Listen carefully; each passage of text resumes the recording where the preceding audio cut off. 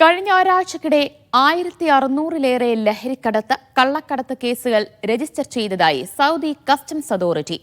ലഹരി വസ്തുക്കൾ, നിരോധിത ഉൽപ്പന്നങ്ങൾ, പണം, ആയുധങ്ങൾ എന്നിവ പരിശോധനയിൽ പിടിച്ചെടുത്തു. രാജ്യത്തെ കര അതിർത്തികൾ, തുറമുഖങ്ങൾ, വിമാനത്താവളങ്ങൾ എന്നിവ വഴി കടത്താനുള്ള ശ്രമങ്ങളാണ് അതോറിറ്റി വിഫലമാക്കിയത്. സക്കാത്ത് നികുതി കസ്റ്റംസ് അതോറിറ്റിയാണ് കഴിഞ്ഞ ഒരാഴ്ചക്കുള്ളിൽ കസ്റ്റംസ് തുറമുഖങ്ങൾ വഴിയുള്ള 1626 ലഹരിക്കടത്ത്, കള്ളക്കടത്ത് ശ്രമങ്ങൾ പരാജയപ്പെടുത്തിയത്.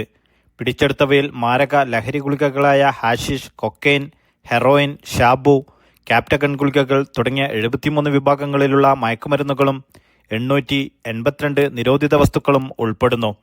ഒപ്പം 2886 പുകയില ഇനങ്ങൾ, 45 തരം കറൻസികൾ, 4 ആയുധങ്ങൾ എന്നിവ പിടിച്ചെടുത്തവയിൽ ഉൾപ്പെടും. രാജ്യത്തിന്റെ ഇറക്കുമതിയിലും കയറ്റുമതിയിലും കസ്റ്റംസ് നിയന്ത്രണം ശക്തിപ്പെടുത്തിയതായി അതോറിറ്റി വ്യക്തമാക്കി. സമൂഹത്തിന്റെ സുരക്ഷയും സംരക്ഷണവും ഉറപ്പാക്കുന്നതിന് ബന്ധപ്പെട്ട എല്ലാ വകുപ്പുകളുമായി സഹകരിച്ച് പരിശോധനകളും നിരീക്ഷണങ്ങളും തുടരും. പൊതുസമൂഹം ഇത്തരം സാമൂഹ്യ കുറ്റകൃത്യങ്ങളെക്കുറിച്ചുള്ള വിവരങ്ങൾ അതോറിറ്റിക്ക് കൈമാറണമെന്നും ബന്ധപ്പെട്ടവർ ഓർമ്മിപ്പിച്ചു. അതോറിറ്റിയുടെ ഹോട്ട്ലൈൻ നമ്പർ വഴിയോ മൊബൈൽ ആപ്ലിക്കേഷൻ വഴിയോ ഇവ സാധ്യമാണെന്നും അതോറിറ്റി അധികൃതർ വ്യക്തമാക്കി. Naushad Irikkur, media 1, Dammam.